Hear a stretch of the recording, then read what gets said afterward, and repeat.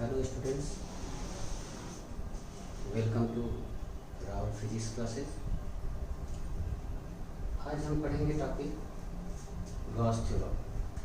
सबसे पहले इसके स्टेटमेंट की बात कर लेते हैं।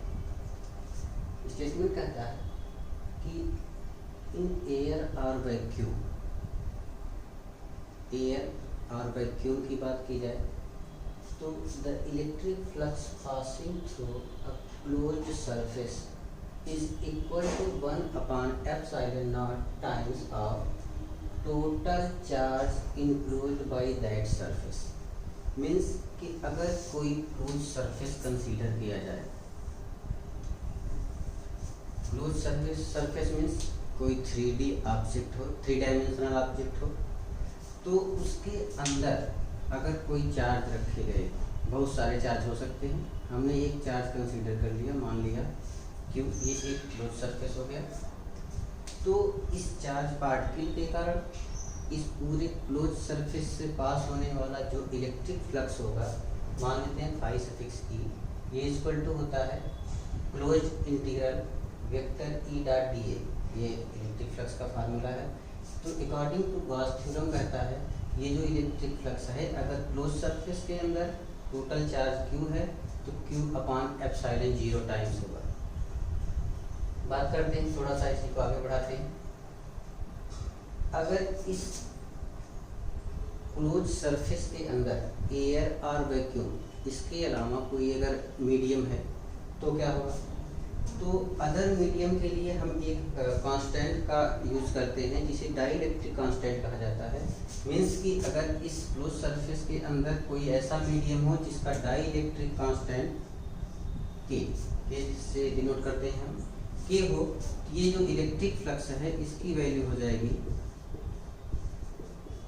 सारी चीजें वही रहेंगी, एप्सिलॉन नॉट आपका चेंज हो जाएगा, के साथ आ जाएगा। तो ये हो जाएगा phi suffix E is equal to integration, close integral भी बोल सकते हैं आप, vector E dot vector d a is equal to total वही रहेगा क्यू अपॉन एप्सिलॉन नॉट के साथ लग जाएगा के। अब यही अगर एयर और वैक्यूम की बात करेंगे हम, के की वैल्यू हो जाती है 1 रखेंगे, ये वैल्यू आपकी आ जाएगी। ये तो अगर क्लोज सरफेस के अंदर कोई एक चार्ज रखा गया है, बहुत सारे चार्ज अगर रहेंगे तो हमको टोटल चार्ज लेना है केवल बस। टोटल चार्ज मीन्स अगर पॉजिटिव है सबको ऐड कर देंगे, निगेटिव है तो हमको अलजेब्रिक सम लेना है। मीन्स अगर मान लिया हमने Q1, Q2, Q3, Q4 बहुत सारे चार्ज हैं, सबको ऐड कर देना आपको। मीन्स वहाँ पर हम यूज कर सकते हैं समेशन Q। अब इसकी वैल्यू आपका सबको ऐड कर दीजिए, Q1 plus Q2 plus Q3। Algebraic सम लेना है, पॉजिटिव रहे, जितने पॉजिटिव हैं जितने निगेटिव हैं वो सब अलजेब्रिक सम की तरह, जो पॉजिटिव वाले को अलग ऐड करेंगे, निगेटिव वाले को अलग ऐड कर देंगे। तो आप इसको थोड़ा सा एक्सप्लेन करना चाहें तो आप लिख सकते हैं phi suffix E is equal to close integral vector E dot vector d a is equal to हो जाएगा, हम लिख सकते हैं इसको समेशन क्यू। अब ये एक चार्ज भी हो सकते हैं, मोर देन 1 चार्जेस भी हो सकते हैं, अपॉन एप्सिलॉन नॉट, एयर और वैक्यूम है, अदर मीडियम है तो के। ये है आपका गॉस थ्योरम स्टेटमेंट। इसका मेनली हम यही बताते हैं एयर और वैक्यूम के लिए, बट अगर कोई अदर मीडियम है तो उसके लिए हम एक डाइलेक्ट्रिक कांस्टेंट का यूज करेंगे।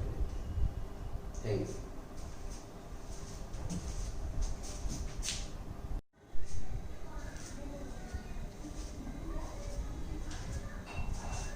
हेलो स्टूडेंट्स, अभी हमने गॉस थ्योरम स्टेटमेंट जाना।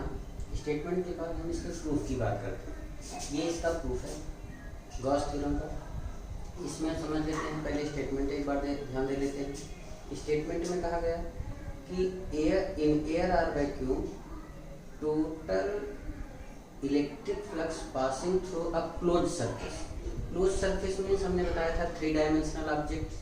जैसे एग्जांपल के तौर पे देख लिया जाए, एक फुटबॉल ले लिया जाए, football is a 3 dimensional object. एक क्यूब ले लिया जाए, एक रूम, कमरा, ये सब 3 डायमेंशनल ऑब्जेक्ट है। ऐसे ही कोई क्लोज सरफेस है तो total electric flux passing through a close surface means ये अगर क्लोज सरफेस है, इस पे एक चार्ज रखा गया है, तो गॉस थ्योरम कहता है क्लोज सरफेस से पास होने वाला टोटल जो इलेक्ट्रिक फ्लक्स होता है phi suffix E is equal to होता है Q total charge close surface के अंदर अपॉन एप्सिलॉन नॉट। ये हमको प्रूफ करना है। अब बात करते हैं, हमने क्या किया, एक क्लोज सरफेस कंसीडर किया, इसके अंदर एक पॉइंट वो है जिस पर एक हमने कंसीडर कर लिया चार्ज पार्टिकल प्लस क्यू। अब इस चार्ज पार्टिकल के कारण due to this charge particle passing through whole surface electric flux की वैल्यू निकालनी है according to Gauss theorem phi is equal to Q upon epsilon naught. ये हमको प्रूफ करना है। इसके लिए हमने क्या किया कि एक इस क्लोज सरफेस पर एक हमने पॉइंट कंसीडर किया P, जो कि इस पॉइंट O से स्मॉल r डिस्टेंस पे। अब इस पॉइंट P इसके चारों ओर सरफेस पे चारों ओर हमने एक स्मॉल एरिया कंसीडर कर लिया dA। स्मॉल एरिया इसलिए क्योंकि इस सरफेस का प्रत्येक पॉइंट अगर हम कंसीडर करते जाएं, डिस्टेंस अगर इसकी r है तो इसकी दूसरी हो जाएगी, ये डिस्टेंस चेंज हो जाएगा और डिस्टेंस चेंज होने के कारण इलेक्ट्रिक फील्ड चेंज हो जाएगा। इसलिए हमने स्मॉल एरिया कंसीडर किया हुआ है। स्मॉल एरिया हमने कंसीडर कर लिया dA, जिसका एरिया वेक्टर हमने बताया था, एरिया वेक्टर सरफेस पर जो परपेंडिकुलर ड्रा किया जाता है वो एरिया वेक्टर होता है।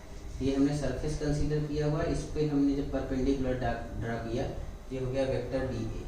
अब इस चार्ज पार्टिकल के कारण पॉइंट P पर हमने कंसीडर किया हुआ है कि इलेक्ट्रिक फील्ड है वेक्टर E और इस एरिया का जो एरिया वेक्टर है वेक्टर dA। हमने सपोज किया दोनों के बीच का एंगल कितना है, थीटा। ये इस डायग्राम का एक्सप्लेनेशन है, ये डायग्राम ध्यान दिए रहिए। और दूसरी चीज इसमें एक चीज दिखाया गया है डी ओमेगा, ये है सॉलिड एंगल। हमने पहले प्रीवियस क्लास में सॉलिड एंगल भी बता दिया है। ये जो सरफेस हमने कंसीडर किया हुआ है, हमने मान लिया कि ये जो सरफेस है dA, ये पॉइंट O पर एक सॉलिड एंगल फॉर्म करता है डी ओमेगा। स्मॉल एरिया हमने कंसीडर किया हुआ है, इसलिए सॉलिड एंगल भी स्मॉल हो जाएगा। अब बात करते हैं, हमने पूरा एक डेरिवेशन किया हुआ है। ये एक क्लोज सरफेस हमने मान लिया, इसके अंदर पॉइंट O पर प्लस क्यू चार्ज दे दिया। इस प्लस क्यू चार्ज के कारण इसके सरफेस के पॉइंट P पर इलेक्ट्रिक फील्ड की वैल्यू है वेक्टर E। इस पॉइंट P के चारों ओर हमने एक स्मॉल एरिया कंसीडर किया हुआ है dA, जिसके लिए एरिया वेक्टर हमने क्या माना है वेक्टर dA, और दोनों के बीच का एंगल थीटा है। तो सबसे पहले हम क्या करेंगे, प्लस क्यू के कारण इस स्मॉल एरिया से पास होने वाला इलेक्ट्रिक फ्लक्स निकालेंगे, फिर उसी का हम इंटीग्रेशन कर देंगे तो होल सरफेस के लिए आ जाएगा। तो बात करते हैं, प्लस क्यू चार्ज पार्टिकल है, इसके कारण हमने मान लिया पॉइंट P पर जो स्मॉल एरिया हमने माना हुआ है dA, जहाँ पर इलेक्ट्रिक फील्ड कितना है वेक्टर E। यहाँ पर इलेक्ट्रिक फ्लक्स का फार्मूला हो जाएगा d phi E। Small area है इसलिए जो इलेक्ट्रिक फ्लक्स होगा वो भी स्मॉल हो जाएगा, तो उसको हमने यूज किया है d phi E equal to हो जाएगा। हमने डिफिनीशन में देखा हुआ है vector E dot vector dA means dot product of electric field and area vector is called electric flux. तो vector E dot vector dA, दोनों के बीच का एंगल है theta, E dA cos theta. अब अगर पॉइंट P पर charge particle plus Q के कारण इलेक्ट्रिक फील्ड की वैल्यू वेक्टर E है, तो electric field due to a point charge formula होता है E equal to 1/4 pi epsilon naught Q upon R square. ये वैल्यू हमने यहाँ पर पुट किया, ये आ जाएगा आपका d phi E equal to 1/4 pi epsilon naught Q upon R square. इसके स्थान पे अब बचा कितना dA cos थीटा। अब Q को हम इसके साथ कर लेंगे, R स्क्वायर को इसके साथ हमने कर दिया, ये आपका टर्म आ गया। ये d phi E equal to Q upon 4 pi epsilon naught dA cos theta upon R square. इसको हमने अलग क्यों किया, हमने सॉलिड एंगल की डिफिनीशन में पढ़ा हुआ है dA cos theta upon R square होता है सॉलिड एंगल। अगर स्मॉल एरिया हमने दिखाया है, इसमें सॉलिड एंगल कितना है d omega, small area dA के कारण, तो ये हो जाएगा dA cos theta equal to d omega solid angle formed by this small area from point O।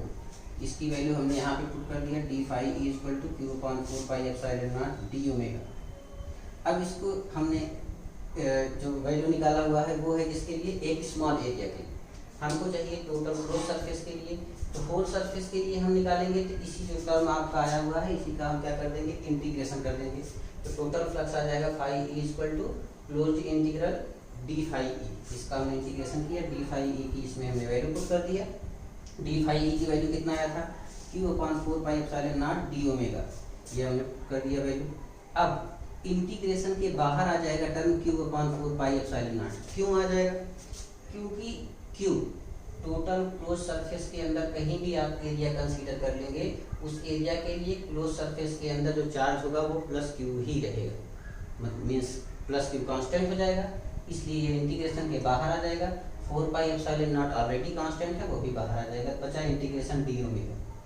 अब हमने बताया हुआ था कि किसी क्लोज सरफेस के कारण उसके अंदर किसी पॉइंट पर जो टोटल सॉलिड एंगल फॉर्म होता है वो होता है 4π स्टेरिक में। तो इसका मतलब इंटीग्रेशन डी ओमेगा के स्थान पर हम वैल्यू पुट कर सकते हैं कितना, 4π, इसके स्थान पर हमने यहाँ पे पुट किया 4π, 4π से कैंसिल हो जाएगा, बचेगा आपका टर्म क्या, phi suffix E equal to Q/ε0, ये आपका है गॉस थ्योरम। इसी तरीके से ये हमने एक चार्ज पार्टिकल के लिए कंसीडर किया, ऐसे बहुत सारे चार्ज पार्टिकल्स होंगे, सबको हम टोटल चार्ज जब निकालेंगे तो ऐड करके यहाँ पे हम यूज कर सकते हैं phi suffix E equal to, जो टोटल चार्ज निकालेंगे तो समेशन Q/ε0 आप यूज कर सकते हैं। एक और हमने पहले स्टेटमेंट में बताया हुआ था कि ये पूरा हमने प्रूफ किया हुआ है, ये एयर और वैक्यूम के लिए प्रूफ किया। अब अगर कोई अदर मीडियम होगा अंदर तो चेंज कहाँ से आएगा, यहाँ से, जहाँ भी ε0 है वहाँ पे K होता चला जाएगा, आपकी टोटल वैल्यू फिर आ जाएगी phi suffix E equal to Q/ε0 into K। ये है आपका गॉस थ्योरम। Thank you.